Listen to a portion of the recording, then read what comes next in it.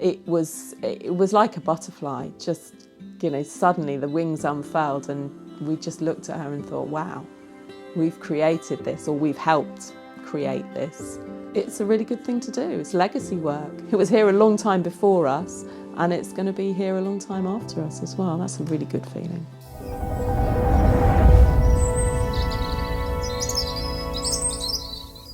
My name's Caroline. My husband Nick and I created our beautiful Linhay for guests to enjoy at Butterhills Escapes. And I think in doing that, we've both discovered our why, and also we've created something that is our legacy, and we're very proud of it.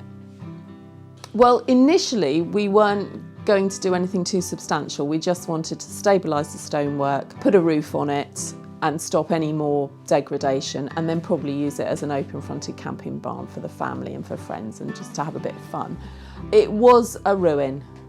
By the time we came to start the project, it was pretty much 3 walls, very decayed, very tumbled down. We had a contractor in with a digger to clear a tree, and my husband Nick said, just clear out the rubble in the Linhay and we'll have a look at it, and if there's any cracks or shakes, we'll push it over, because it's unsafe and we really don't want that. And in fact, when he went in, there were no cracks or shakes, and not only that, it was almost completely square, which, bearing in mind it's built from random rubble, was incredible. So that was the thing that got us started thinking, actually we could do something with this, but at the time we weren't quite sure what. Then it became more obvious. My husband was facing redundancy, so we realised that really we've got to do something that was a bit more sustainable financially, that if we were going to spend money on it, it's going to have to give something back. And that was the stage at which we started to draw up plans for something a bit more than just a camping barn, and that's when we went for full planning. We had to go for planning in the same way that anyone would have to with any dwelling, so they took into account highways and access to our own drive, and whether there was places for vehicles to park and turning of vehicles, so we had to have all the full surveys done for that, which was not massively expensive, but it's obviously a cost to take into consideration. We employed an architect to draw the plans up for us, and she took it all through planning as well, so that was really good. But in general, the planning officer was extremely sympathetic to our project. It's a very rural setting, it's low impact, it's improving a building that would otherwise have been lost in the landscape. Tourism is very important to North Devon, so that was another tick box for us. We were also emphasised the fact it was going to be off-grid, and so we were looking for people that were, minimal travel and minimal traffic, and focusing on perhaps cycling or car-free holidays. So I think we really had them on side. They were really, really sympathetic and actually quite helpful with the planning. It's very expensive to put in, particularly mains electricity. We already had our own water supply and our own sewage system at the house, so that side of it we were very comfortable with anyway. So it would really be how we would power it. And also I think it's a nice experience for people to just get away from it. So the emphasis is the fact that there's no mains electricity down there, there's no Wi-Fi. Sometimes people don't realise that's what they need. Other people come with a specific desire to just step off the grid. That said, there is a small power supply to a couple of the services, one the water treatment steriliser and also the sewage treatment plant. I mean, we wanted to use as many natural materials as possible, and local was important to us and sustainable, and we were very fortunate in that we've got the oak woodland and trees fall naturally. We did I think we felled 1, possibly 2, but it meant that we could use as much of our own oak as possible for the floor, for the beams, for the trusses.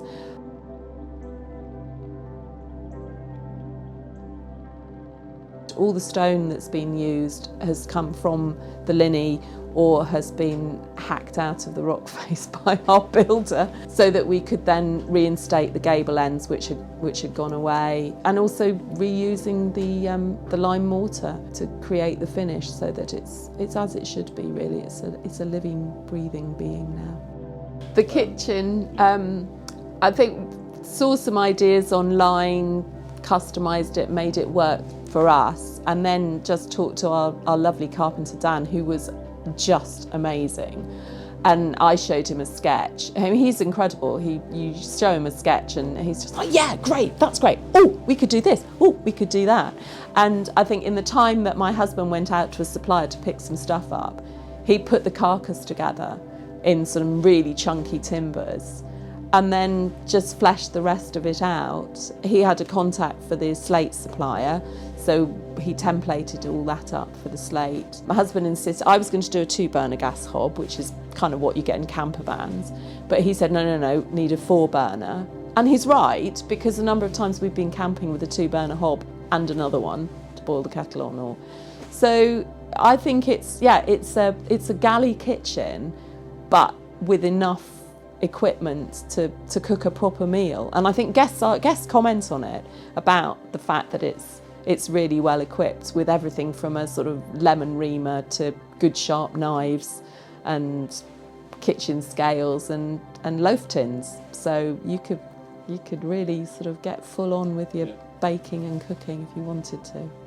I suppose the thing that I get most excited about is the wood burner, because that is the heart of the Linhay. It's what keeps it warm. I always joke to people and say, well, that's your TV in the evening. During the day, daytime TV is the bird feeder, and in the evening, it's the wood burner. So you sit and watch the flames. But I think the best thing about it is the little oven at the top. And I mean, if I was staying here, I'd be experimenting with baking and cooking. But there's a 4-burner gas hob, and a barbecue, and the fire pit. So there's lots of ways to cook. But for me, that little oven is just so exciting. That is the big ticket item that was expensive in terms of some of the other stuff, but worth every penny and more. It's fabulous. And it's made in the UK, which is brilliant as well. Nice little company in Wales, Chili Penguin, lovely to deal with. So, that's the one. There's quite a trend for very pared back Scandi colours, which is great, but I wanted to just give it a bit more warmth, I think. And also the other thing was making the space work, because it's not a big space and you could have 4 people staying here and a dog. I mean, we had a family of 4 and a dog staying for 2 weeks. So it needed to work for them. And the weather's not always fantastic in Devon. It was also important to reuse materials, so I bought lots of stuff, furniture second-hand, and painted and upcycled upper crates for the shelving and mirrors, and so that side of it was important. And the comfort, so the sofa bed was a key thing as well. It was important that was comfortable to sit on, comfortable to sleep on, and also that it was going to last, because a lot of them don't. So we're always doing things, we're always adding and changing, and guest feedback's really important. That's been fantastic. We had 2 options. Could have had a separate shower room, which would have meant people going outside. And a lot of properties do that, but thinking about the guest experience again, I think it's nicer for them to not have to go outside, particularly if it's in the middle of the night or adverse weather. So the logical solution was to have an ensuite facility. So the architect drew up the shower room for us at one end, and it's basically built of stud work. The concerning bit was pushing a hole through what I saw a wall of random rubble, and whether I just had visions of the whole thing collapsing. It was quite worrying. But in fact, with 4 acro props and some really good builders, they made a little letterbox so we could see some daylight, and then gradually, very carefully, stone by stone, took it down and just created quite a nice rough edge to it. So it's not all, again, it isn't about the oak lintels as supporting the wall, but the side of it, they've made it, kept it quite nice and rugged and rough, not highly finished. So that worked really well, and it's warm and it's really well insulated. I think the only thing is there is no heating in there, so you do have to, if you've got the wood burner going, you really need to leave the door open to let some of the heat go through, or have a jolly good hot shower, that steams it up nicely. It's created as a holiday let, so people are coming with, a couple of bags of luggage. There's storage under the sofa bed, there's baskets up on the mezzanine, there's empty spaces in the kitchen. If you were going to live here, I think you'd have to be a lot more clever with the staircase or the ladder, and create something that incorporates storage as well as a means of getting up to the mezzanine. I think that would be the main thing. But because it's got the support of the charging stations, that makes it a lot easier. But yeah, I think it would be very practical to live in. We put the layout together actually when we did the plans, when the architect drew up the plans, and part of it was dictated by the Linhay itself and the structure. There was evidence that there had been a sort of mezzanine in there, probably a tallet maybe for animal feed, and I suspect that they would have fed the animal feed in what is now the end window. So there would have been a sort of an upper story all the way across. There were pole slots in the wall that showed that. So we knew that we were going to do a mezzanine sleeping platform. It was easier to put the bathroom at the end than it is now because of the rock. We didn't have to dig down into the stone so much. So a lot of it was organic and dictated by the Linhay or by the lie of the land. It was logical once we'd done a mezzanine to then put the dining area and the kitchen under the mezzanine, and it was nice to have the sitting area under the full height, and also the sitting area then benefits from the natural light from the velux. So it was part design and part just organic growth from what the current building suggested. And certain things we couldn't put the wood burner anywhere else because it wouldn't fit. It would have been in the middle of the room, which actually was where the architect put it originally. So it's where it had to be. It was important that it reflected what it was, which was an old stone building. It needed repointing, and that's breathed life into the stonework really. But we wanted it to sit quietly in the landscape, and I think it does that. There's a real element as you come round the curve of the cart track and you see it. It looks right. Tucked under the wood and sort of snuggled into the bank overlooking the stream meadow. It looks like it's always been there and like it should be there really. So I think we're really pleased with what we've achieved with it.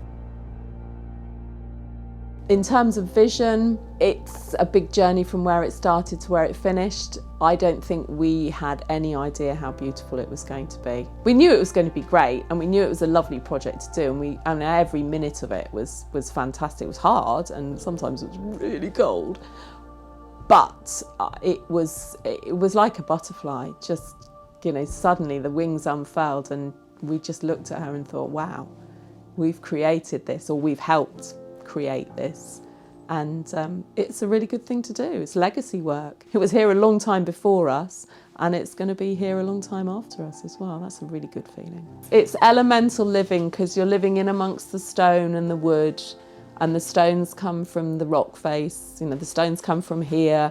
A lot of the woods come from here. You're burning oak logs we don't have to cut trees for the timber that we use in the wood burner and the fire pit, because trees naturally fall, and we harvest some and we leave some because it's really important that it rots down and becomes part of the ecosystem of the woodland and home for all the insects and the animals. So there's a nice balance there. So it is very much it's very regenerative, and it is, you are surrounded by the elements of living and life. I suppose we do see ourselves as custodians. We're here for as long as we're here, and we'd like to think that our children And we've already talked to them about it, but they would like to take it on and carry on, as did Nick's father before him and then his grandparents who owned it originally. We feel it's a very, very special place, and part of the joy of doing a holiday let is being able to share it with other people and seeing the pleasure that they get from it. And it's an opportunity to reconnect with nature, to just sit and look out of the window, watch the bird feeders, see the river, listen to the wind in the trees, watch the movement of the sun, and just take time and take stock. I think we all need to do that. And I think that's what a lot of people are searching for. We all need to reconnect with each other, but also with nature. And this is an opportunity. It's sublime seclusion, I call it, divine isolation. It's just step off the grid and just stop.